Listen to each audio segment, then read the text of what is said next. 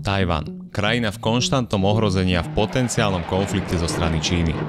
Nekonečná séria stále tvrdších vojenských cvičení a ešte tvrdších politických vyjadrení. No napriek tomu je to jedna z najúspešnejších svetových ekonomík a tak trochu aj výkladnou skriňou kapitalizmu. Okrem toho má minimálne jednu kriticky zásadnú firmu, bez ktorej produktov by ste video nemali na čom pozerať.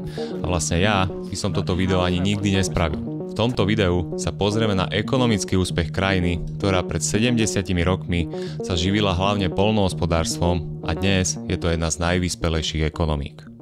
Tajvan, ktorého oficiálny názov štátu dokonca znie Čínska republika, je síce sporné územie, ktoré väčšina štátov sveta za samostatný štát ani neuznáva, avšak de facto je samostatným štátom. Má nielen svoju vlastnú menu, ale tiež parlament či armádu a vládne úrady.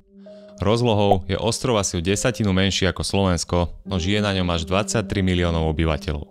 Avšak ekonomickú transformáciu tejto krajiny nie je možné opísať bez znalosti aspoň základov modernej histórie tohto ostrova. Pred a počas druhej svetovej vojny bolo územie ostrova okupované Japonskom. Po skončení vojny a vyhnaní Japoncov sa v celej Číne naplno rozhorela občianska vojna.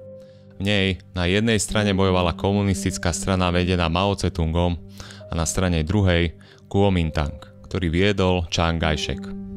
Dôležitým detailom je, že Chiang Kai-shek bol prezidentom dovtedajšej Čínskej republiky, proti ktorého vláde komunisti bojovali. V tejto vojne nakoniec mali navrch komunistické vojska.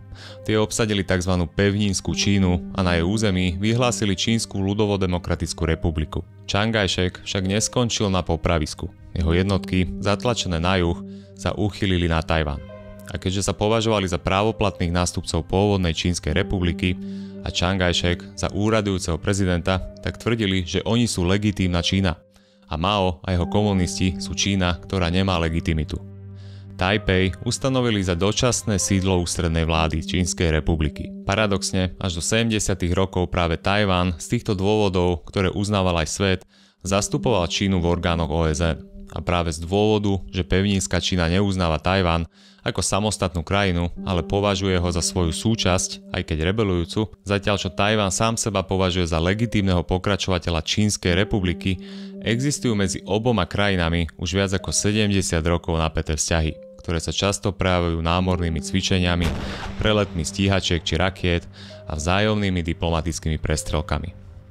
Tajvan navyše ako samostatnú krajinu uznáva len 11 iných krajín, z významnejších len Paraguaj či Guatemala. Ostatné krajiny síce samostatný Tajvan neuznávajú, no na druhej strane aj vďaka nespornej sile a dôležitosti, o ktorej si povieme, s ním nadväzujú neformálne a hlavne obchodné vzťahy. No ale späť k ekonomike. Prakticky od rozdelenia krajiny na dve Číny sa postupne prejavili aj ekonomické rozdiely. Skončenie občianskej vojny v Číne zastihlo Tajvan v slabej ekonomickej kondícii. V 50. rokoch ekonomike dominovalo najmä poľnohospodárstvo a tvorilo asi tretinu ekonomiky. Navyše, kým sa miestna ekonomika stihla spamätať z okupácie krajiny Japoncami, na jeho územie prišli ďalšie takmer 2 milióny ľudí. Išlo nielen o utečencov pred komunistami z pevninskej Číny, ale tiež členov Kuomintangu. Ekonomika tak bola neúmerne zaťažená nákladmi na obranu, na ktoré vydávala až 9,5% hrubého národného produktu, čo predstavovalo skoro 50% vládneho rozpočtu v roku 1961. V 50. a 60. rokoch išlo o chudobnú krajinu, ktorej HDP na hlavu predstavovalo asi $1000. Krajina navyše trpela ešte hyperinfláciou. No a navyše Kuomintang v krajine vládol pomerne tvrdo. Až do roku 1987 v krajine platilo stanné právo. Spočiatku krajina pripomínala diktatúru a nie demokraciu. Až začiatkom 80. rokov minulého storočia sa krajina začala viac demokratizovať. No napriek tomu, že stav v 50. rokoch nebol ideálny, krajina aj pod vplyvom vlády Kuomintangu sa vyhla niektorým pokusom, ktoré zažila pevninská Čína, ako napríklad Maovej kultúrnej revolúcii. Tajvanu navyše výrazne v 50. a 60. rokoch pomáhali ekonomicky aj Spojené štáty americké. Za jednu dekádu tvorili americké investície na Tajvane asi 30% celkových investícií a kľúčové vzťahy z USA má Tajvan aj doteraz. Spojené štáty americké doteraz držia nad Tajvanom ochrannú ruku voči Číne. Mimochodom, Tajvan je väčšinou témou aj na finančných trhoch. je sídlom niekoľko svetovo podstatných spoločností, ktoré by len náznak konfliktu na Tajvane mohol kriticky ohroziť, čo by malo veľmi nepríjemný dopad na finančné trhy a zároveň na nás všetkých. Tejto téme sa bude venovať aj výročná konferencia sponzora tohto videa spoločnosti XTB. Na tejto konferencii sa pozrú na geopolitiku a makro, pasívne investovanie a na súčasné trendy na finančných trhoch, kam čipové firmy určite patria. Konferencia je online a prihlásiť sa na ňu môžete cez priložený link v popise videa. Najvýznamnejšou reformou v 50. rokoch sa tak stala pozemková reforma, ktorú vláda realizovala aj s pomocou Spojených štátov. Vláda časť pôdy predala farmárom, znížila nájom a zároveň znížila vplyv veľkých farmárov, ktorých donútila predať časť pozemkov vláde. A to výmenou za dlhopisy v hodnote 2,5 krát väčšej ako predpokladaný výnos pôdy. Túto pôdu následne vláda redistribuovala medzi ostatných menších farmárov. Na jednej strane išlo o kontroverznú reformu, ktorá zasiahla do vlastníckych práv a možná bola len preto, že Kuomintang v krajine rozhodne nevládol demokraticky. Na strane druhej sa zvýšila rovnosť a rozdrobenosť medzi farmármi a posilnila sa úloha vlády v ekonomike. Už v tomto čase ekonomika dosahovala medziročné rasty HDP okolo 7 až 9%. Avšak v týchto rokoch išlo prevažne poľnohospodársky založenú ekonomiku, ktorej poľnohospodárstvo malo až 53% podiel na zamestnanosti a 20 až 30% podiel na HDP krajiny. Poľnohospodárska produkcia predstavovala najväčšiu exportnú komoditu Tajvanu. V prvej polovici 60. rokov sa však situácia začína postupne meniť a Tajvan sa čoraz viac začal orientovať na priemysel.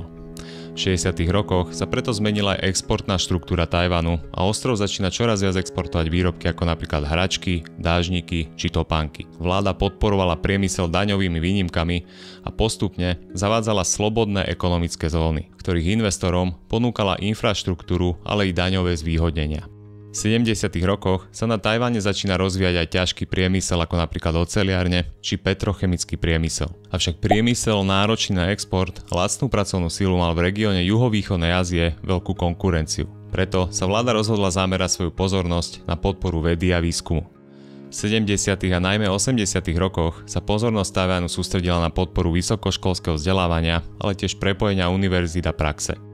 Od podpory humanitných a poľnohospodárskych odborov sa krajina zamerala najmä na technické odbory a prírodné vedy. V roku 1973 bol založený neziskový výskumný ústav priemyselných technológií s cieľom vykonávať aplikovaný výskum a vychovávať zároveň spoločnosti poskytovaním technických služieb a prenosom svojho výskumu na ne. V roku 1980 bol založený aj vedecký park Hsinchu s cieľom podporiť začínajúci rozvoj high-tech priemyslu. Tieto dve iniciatívy prilákali na Tajvan talenty zo zahraničia a splodili množstvo obrovských technologických firiem. Medzi nimi aj dnes tak dôležitú spoločnosť TSMC. V 80. rokoch vláda ekonomiku naďalej liberalizovala a deregulovala. Boli zavedené také liberalizačné opatrenia, ako je napríklad liberalizácia úrokových sadzieb, menšia kontrola importu do krajiny alebo napríklad zrýchlené odpisovanie. Bankovému sektoru až do začiatku 90. rokov dominovalo štátne vlastníctvo a prílev kapitálu umožnila až deregulácia trhu a vstup nových bank.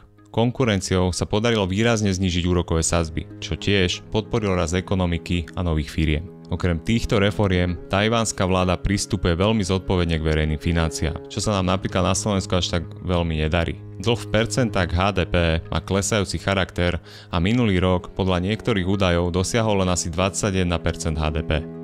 Dokonca sa vláde darilo štátny dlh znižovať aj počas obdobia koronakrízy. Tajvanu pomohlo tiež nadviazanie vzťahov s pevninskou Čínou. Tie sa začali normalizovať začiatkom 90. rokov, a kým v roku 1992 bola Čína pre Tajvan až 26.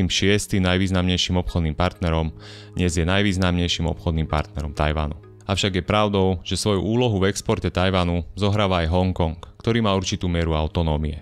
Spolu s tým, ako rastli výrobné náklady a náklady na pracovnú silu, sa výroba začala premiestňovať do iných krajín a tajvanské firmy začali postupne expandovať do sveta. Tajvanské firmy ako TSMC, Asus, Foxconn, Acer dnes pozná celý svet. V 90. a 0. rokoch sa postupne Tajvan zaradil medzi najvyspelejšie ekonomiky sveta. Ekonomický úspech Tajvanu tiež počiarkujú dva megaprojekty zrealizované na jeho území. V roku 2004 v hlavnom meste Taipei otvorili vtedy najvyššiu budovu sveta, vežiak Taipei 101.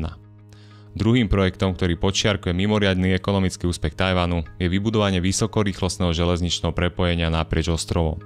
Tajvanský rýchlovlak dosahuje rýchlosť až 300 km za hodinu a pokrýva takmer 90% populácie. A to napriek tomu, že Tajvan sa nachádza v pásme, kde sú bežné zemetrasenia o sile až 7 stupňov.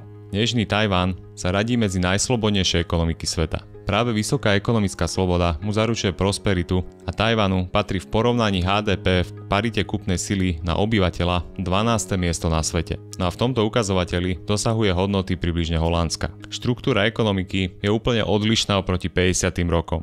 Poľnohospodárstvo dnes tvorí iba asi 2% HDP a zamestnáva asi 5% obyvateľstva. Priemysel dnes tvorí 36% tajvanského HDP a zamestnáva asi 35% pracovnej sily. Hlavné sektory priemyslu sú elektrotechnický, ale tiež textilný alebo petrochemický priemysel. Až 70% tajvanských zamestnancov pracuje v službách, ktoré sú zodpovedné za 62% HDP. Tajvanský sektor služieb má typickú štruktúru pre rozvinuté krajiny. Ide najmä o IT sektor, finančný sektor, ale tiež turizmus a zdravotníctvo. Aj napriek nesporným úspechom tajvanských firiem či zdravotníctva musím spomenúť ešte jednu firmu, ktorá vyčnieva a ktorej dôležitosť pre Tajvan a pre celý svet je enormná.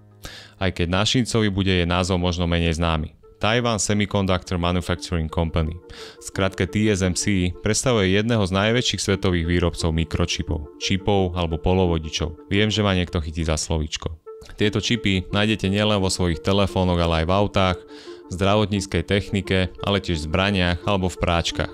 Tajvan je dnes zodpovedný za asi 90% produkcie pokročilých čipov. Čipy sú zároveň najväčším vývozným artiklom Tajvanu.